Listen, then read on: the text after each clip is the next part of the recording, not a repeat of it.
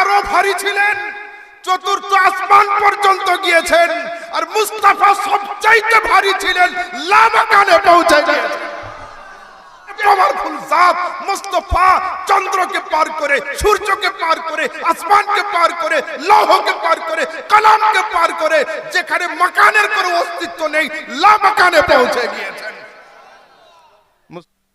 বর্তমানে আমাদের সমাজে একজন বড় পীর আছে, জানেন কে? হ্যাঁ, মাওলানা মোবাইল। এই পীরের তিনটে খলিফা আছে, মাওলানা ইউটিউব, মুফতি ফেসবুক, আর হযরত আল্লামা গুগল। এ সবচেয়ে বড় নলেজওয়ালা, বুঝলেন? তো এখন সমাজে যার যা কিছু দরকার, এই সমস্ত আলেম, হাফেজ, কারি, মাওলানা, মুফতির দরবারে যাচ্ছে না। গুগলে গিয়ে আর্টিকেল সার্চ করছে, we want to know about this subject বলে ওখানে চলে আসছে। ঠিক আছে? তো মোবাইল আমাদের জন্য আশীর্বাদ, মোবাইল আমাদের জন্য অভিশাপ। এর মধ্যে দুটো জিনিস রয়েছে। মোবাইলের দ্বারাতে বর্তমান সময়ে আমাদের সমাজের যুবকরা নিজেদের ঈমানকে, নিজেদের আকীদাকে, নিজেদের বুনিয়াদকে, নিজেদের দ্বীনকে ভোথা ছুরি দিয়ে জবাই করতে আরম্ভ করেছে। তাই আমাদের উচিত যে সমস্ত উলামায়ে কেরাম যেভাবে যে প্রসেসে কাজ করছেন তাদেরকে সেইভাবে আরো আগিয়ে দেওয়া। ঠিক আছে? শুনুন, দুই চারটে কথা আপনাদেরকে মেরাজ সম্পর্কে শোনাই, তারপরে আহলে সুন্নাতের দুই চারটে ইম্পর্টেন্ট বিষয়ের উপরে আমি একটু আলোচনা করব। মেরাজ এই ইউটিউব আর ফেসবুকের ফসল হলো এই যে রাসূল সাল্লাল্লাহু তাআলা আলাইহি ওয়াসাল্লামের দৈহিক মেরাজ হয়নি। এটা ছিল কেবল তার সুস্বপ্ন, কেবল ছিল তার সুস্বপ্ন। বিশেষ করে আমাদের সমাজের master, doctor, lawyer, engineer, school কলেজের স্টুডেন্টরা এই আকীদায় বিশ্বাসী হয়ে গেছে যে উনি বিছানা থেকে উঠে কোনো জায়গায় যান নাই, এটা কেবল তার স্বপ্ন ছিল। আমার উদাহরণগুলো খেয়াল করুন। চায়ের দোকানে সকালে আপনি চা পান করছেন, একটা 7 থেকে 8 বছরের ছেলে এসে বলছে, গত রাতে আমি হেলিকপ্টারে করে কলকাতা গিয়েছিলাম মালদা থেকে, ওইখানে 2-3 ঘন্টা রেস্ট নেওয়ার পরে ওখান থেকে বাই ফ্লাইট দিল্লি গিয়েছিলাম, দিল্লি থেকে রাতের শেষ অংশে আবার রিটার্ন করেছি এবং ওখান থেকে হেলিকপ্টার ধরে মালদা। এই কথা বলল। সবে মাত্র মুরব্বী যারা ছিল চায়ের দোকানে 2-3 জন, ওরা চায়ের কাপটা রাখছে, ছেলেটাকে আটকাবে, যাই চুপ কর, বকিস না এত, সবে বলবে। এই কথা বলার আগে ছেলেটা বলছে আমি স্বপ্ন দেখছিলাম। তো আর কি কারোর কোনো আপত্তি থাকবে? কেন? স্বপ্নে সবকিছু সম্ভব।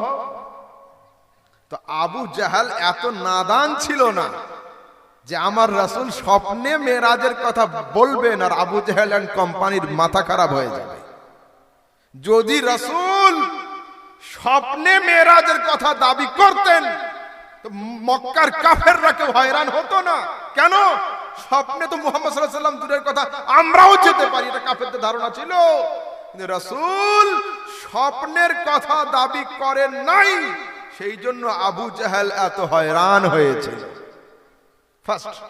সেকেন্ড কথা হলো এই, তার 2-3 ঘন্টা পরে আরো একটা বাচ্চা গিয়ে হাজির হয়েছে, 10 বছর বয়স, একই দাবি, আমি কালকে রাতে হেলিকপ্টারে অমুক অমুক জায়গায় গিয়েছিলাম, আবার ফ্লাইটে করে ঘুরে আসলাম। ঠিক আছে?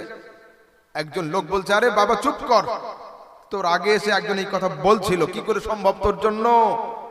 পাশ থেকে আরেকজন বলছে, আরে উনি ডিএম সাহেবের ভাইপো। ওটা বলছো, আচ্ছা আচ্ছা বাবা, তোমার জন্য যাওয়া সম্ভব। যে কাজ ডিএম এর দ্বারাই হয় না, ও কাজ সিএম এর দ্বারাই হতে পারে। যে কাজ সিএম এর দ্বারা সম্ভব না, ও কাজ পিএম এর দ্বারাই হতে পারে। যে কাজ পিএম এর দ্বারাই না হতে পারে, ও কাজ প্রেসিডেন্টের দ্বারাই হতে পারে। কি বোঝালাম? যার যেমন র্যাঙ্ক বাড়বে, যার পজিশন যত উঁচু হবে, যার পাওয়ার যত হাই হবে, তার রফতার তত তেজ হতে পারে। তো ও পৃথিবীর মানুষ, তোমরা নবীর বাড়িতে গিয়ে ধর্ণা দিচ্ছ কেন? যে নবী আপনার কি মেরাজ হয়েছিল? আপনি কি মেরাজে গিয়েছিলেন?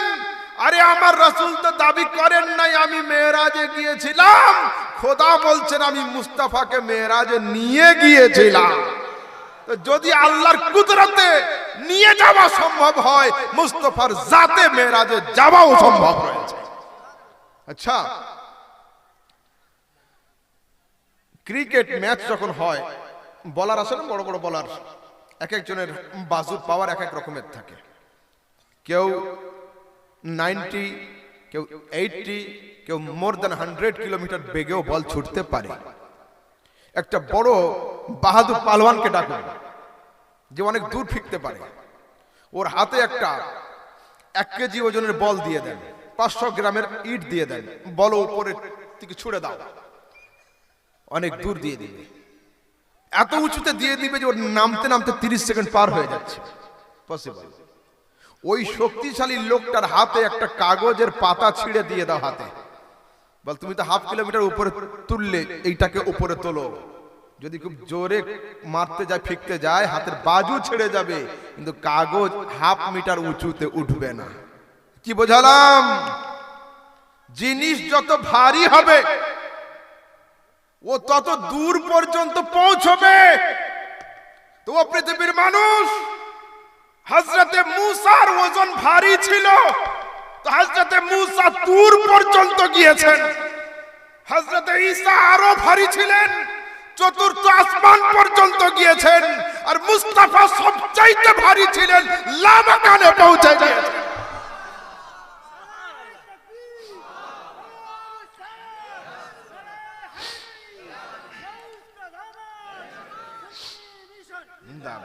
ও পৃথিবীর মানুষ, যে যেমন ভারী হয় ও ততটা উঁচুতে যেতে পারে। তো হযরতে মূসা দূর পর্যন্ত গিয়েছেন আপন ক্যাপাসিটি অনুযায়ী। হযরতে মূসা পার করে হযরতে ঈসা চতুর্থ আসমানে গিয়েছেন আপন ক্যাপাসিটি অনুযায়ী। আর আমার মুস্তাফা দুনিয়ার সবচেয়ে ভারী, সবচেয়ে পাওয়ারফুল জাত মুস্তাফা চন্দ্রকে পার করে, সূর্যকে পার করে, আসমানকে পার করে, লৌহকে পার করে, কালামকে পার করে, যেখানে মাকানের কোনো অস্তিত্ব নেই, লামাকানে পৌঁছে গিয়েছেন। মুস্তাফা লামাকানে গিয়েছেন। শুধু যাওয়া কিন্তু কামাল নয়। কেন?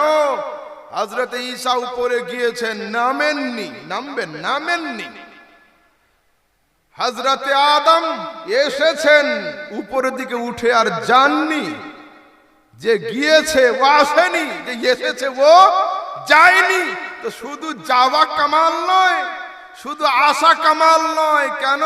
নবীর আগে একজন এসে রয়েছেন। যদি শুধু যায় না আসে, তো নবীর আগে একজন গিয়েছেন। আল্লাহ তাবারক ওয়া তাআলা মুস্তাফার জাতের মধ্যে ডাবল কোয়ালিটি দিয়েছিলেন। এই মুস্তাফা, তোমার মধ্যে আমি এমন পাওয়ার দিলাম, তুমি এক রাতে যাবে, আবার সেই রাতে তুমি ফিরেও আসবে। এক রাতে যাবে, আবার তুমি সেই রাতে ফিরেও আসবে। দরুদ শরীফ একবার আল্লাহুম্মা সাল্লি আলা सय्यिदिना मौलाना मुहम्मद बारिक वसल्लम सल्लु अलैहि सलातुम व सलामुन अलैका या रसूलल्लाह सल्लल्लाहु अलैहि वसल्लम। दूर पर रिफाते ला मकानी कहां, दूर पर रिफाते ला मकानी कहां, लंतरानी कहां, मनरानी कहां, जिसका सानी नहीं उसका साया कहां। चलो न एकटु आगेर दिके जाई। वो खुदा के नूर को देखकर जहान वालों में आ गए, सारे अर्श जाना कमाल था कि वहां से आना कमाल है। हेलो, अच्छा,